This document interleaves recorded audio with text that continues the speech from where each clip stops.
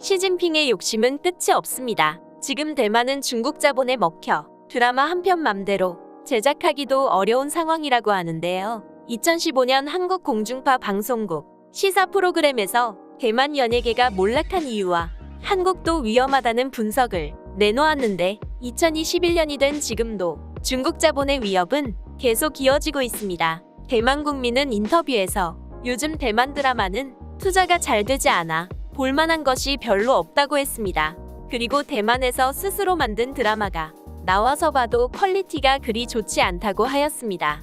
건강을 주제로 한 토크쇼를 평일 저녁 황금시간 내에 방송해도 시청률은 고작 0.3% 밖에 나오지 않는다고 합니다. 대만 방송국 TVBS 편성 책임자 류스밍은 대만에서 만든 방송 중 시청률이 3% 이상 나온 것이 올해 하나도 없었고 드라마 시청률은 1%만 나와도 대박으로 친다고 할 정도로 대만의 문화산업은 굉장히 암울한 상태였습니다. 그리고 대만 EBC 드라마 제작국장 유오이지에는 차라리 지금 상황에선 외국 드라마를 사오는 게 비용이 적고 시청률도 보장이 잘 된다고 말했습니다. 대만 배우들과 방송국 스태프, 대본을 쓰는 작가, 방송을 기획하는 PD는 이 상황에 휩쓸려 일자리를 잃어버린 상태이고 이는 중국 자본이 대만 방송, 문화산업을 2000년대 초반부터 서서히 잠식해가면서 이 상황은 더욱 악화되었습니다. 후앙유센 대만 드라마 제작사 대표는 현재 모든 자본이 중국 측에서 제공되고 있고 대만 사람들은 중국으로 넘어가 방송 제작을 하고 있는 상황이라고 말했습니다. 방송 제작 인력과 기술력 등이 중국과 협력 후 모두 빼앗겨 방송 컨텐츠 제작 기반이 완전히 붕괴돼 대만의 방송 프로그램은 경쟁력이 사라진 상태가 된 것입니다. 현재 대만은 드라마를 제작하는 사람이 거의 없고 그럴 인재가 대만에 있어도 일할 기회도 없으니 자연스레 중국 제작사나 방송국에 가게 됩니다. 거기다가 대만 배우들은 그렇게 중국에서 촬영을 하면 출연료가 높아져 다신 대만으로 돌아오지 않는다고 하고 그래서 대만에선 유명 배우를 캐스팅하기 매우 힘들다고 합니다. 한때 높은 몸값에 중국에 팔려갔던 대만 방송 제작진들은 중국에서 일을 하다 제작 노하우를 전부 흡수당하고 얼마 지나지 않아 중국에게 버림받게 됩니다. 릴리윈 국립대만대학교 교수는 중국 방송 제작이 덜 발전되었을 때는 대만의 기술과 인재들이 필요했지만 이젠 중국 자본으로 유혹해 모두 흡수한 지금은 더 이상 대만 인재들이 필요하지 않아 토사구팽을 한 것인데요. 이런 상황이 3년 동안 지속되었고 대만 정부는 뒤늦게 부랴부랴 대책을 세웁니다. 정부에서 영화 세트장 건설을 지원하고 문화사업 육성도 지원했지만 결과는 좋지 않았고 변한 건 없었습니다. 이미 무너져서 사라져버린 컨텐츠 제작 기반을 복구할 수 있는 타이밍을 놓쳐버린 지 오래됐기 때문입니다. 그 결과 대만 제작사들은 중국의 드라마 하청 제작 공장이 되어버렸습니다. 대만 EBC 드라마 국장 유오이지에는 인터뷰에서 한때 대만도 꽃보다 남자를 제작하던 잘 나가던 시절과 제작사들이 있었지만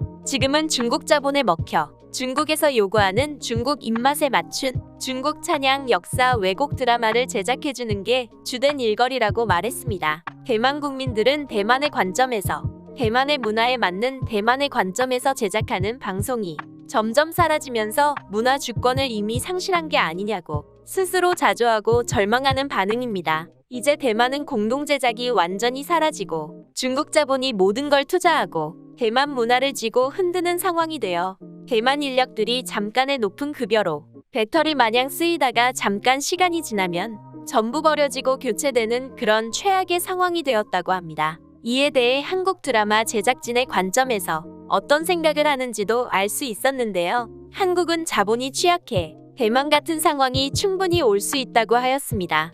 중국 자본으로 한국 사람이 중국 드라마를 만들게 될지도 모른다는 얘기입니다. 현재는 중국 자본의 도움을 받는 제작사들이 이미 몇 있고 다른 제작사들도 자본이 필요해 도움을 원하는 상황이라고 합니다. 현재 국내 제작사 70% 가까이가 자본금 1억 원 미만에 불과해 PD, 작가, 출연자들의 몸값 상승으로 제작비가 급등하여 국내 제작사는 중국 자본의 유혹에 쉽게 이끌리게 되는 상황이 왔다고 하는데요. 중국 자본에게 한국 문화산업이 먹히는 상황에 대한 우려는 이미 대만에서 현실이 되었고 중국이 막대한 수익을 창출할 수 있는 저작권을 가지고 제작 노하우를 흡수해 가져가는 반면 대만 제작사들은 제작에 들어간 비용만 겨우 건지고 버림받는 상황이 벌어지고 있습니다. 이미 중국은 한국의 방송 프로그램을 수입했다가 얼마 뒤 한국 방송을 베껴서 새로운 프로그램을 만들어 자국의 방영에 수익을 내고 그것도 모자라 원조인 한국보다 먼저 동남아 등 다른 나라에까지 방송 포맷을 수출하고 있는 것이 지금의 상황입니다. 2021년 현재 한국 TVN에서 방영되었던 여신강님 드라마. 이 드라마는 중국 자본의 투자를 받고 드라마 안에는 한국에선 보기도 어려운 중국 식품이 PPL 광고로 나옵니다. 한한령 때문에 중국의 방영도 못할 한국 드라마. 하지만 중국은 한국 드라마에 투자하는데요. 그 이유는 한국 드라마는 동남아에 인기가 많으니 이 한류에 탑승해 동남아까지 문화산업에 침투하겠다는 중국의 더러운 야망이 보입니다. 실제로 여신강님 드라마는 동남아에 히트를 쳤고 동남아는 중국 제품으로 도배된 한국 드라마를 보고 있습니다. 송중기가 출연했던 드라마 빈센조도 마찬가지입니다. 유재석이 출연하는 SBS 인기 예능방송 런닝맨. 런닝맨의 중국판인 달려라 형제는 2014년부터 저장위성TV와 SBS가 공동 제작했는데 시즌 1부터 큰 인기를 누렸고 그 인기는 다음 시즌들에도 이어졌습니다. 그러나 저장위성TV는 달려라 형제 시즌5 제작에 돌입하면서 프로그램 제목을 달려라로 바꾸고 달려라는 달려라 형제와 다른 프로그램이라 우기면서 SBS와의 공동 제작을 하지 않겠다고 했습니다.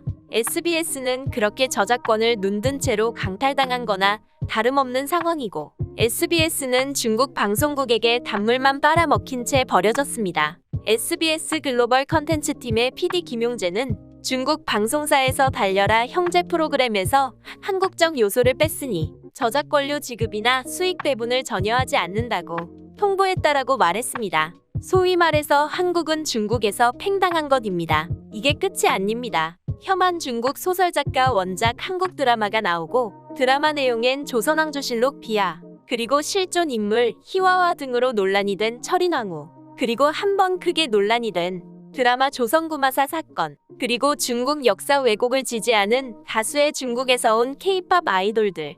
하지만 그럼에도 불구하고 중국 자본은 계속 한국 문화산업에 침투하고 중국인들은 한국 방송산업에 계속 영입되고 있습니다. 중국에서 프로듀스 101을 베낀 우상 연습생이 나온 것처럼 이렇게 한국 연예사업 사업가들은 중국을 짝사랑하지만 중국은 더 이상 한국 문화에 열광하지 않습니다. 그 이유는 중국 천안문 사태 이후 태어난 중국 90년대생들은 애국주의 교육을 받고 자라 혐한 감정을 갖고 있습니다. 그리고 한한령 때문에 중국엔 한국 문화가 금지, 그리고 중국판 프로듀스 101 이후 우후죽순 늘어난 오디션 프로들이 히트치며 K-팝에 관심이 없어졌습니다. 또 중국에게 팽당한 것입니다. 이런 심각한 상황에도 제작사, 연예기획사 등등 많은 한국 사업가들은 이런 위기를 느끼고 있지만 현실적인 문제 때문에 중국 자본을 거부할 수 없다는 핑계를 대고 있고 업계 관계자 중 한 명은 현실적으로 PPL 없이 제작비를 충당할 수 없다며 점점 커지는 제작비를 충당하기 위해 중국 자본이든 뭐든 가려 받을 수 없다고 하소연했습니다. 몇 년 사이 중국은 한국 컨텐츠에 공격적인 투자를 하고 있고 중국 자본의 위협은 점점 커지고 있습니다. 대중들은 이를 자각하고 비난하지만 업계 관계자들은 변명 중인 이 상황에서 우리나라도 대만처럼 되지 않을 수 있다. 장담할 수 있을까요? 만약 중국 입맛대로 영화를 만들어야 되는 상황이 와서 제2의 봉준호, 박찬욱 감독이 나오지 않는다면 정말 끔찍한 일이 아닐 수 없습니다. 월드스피커 오늘 영상은 여기까지. 시청해주셔서 정말로 감사드립니다. 저에게 큰 힘이 됩니다. 구독과 좋아요를 눌러주시면 더 큰 즐거움으로 보답해드리겠습니다. 감사합니다.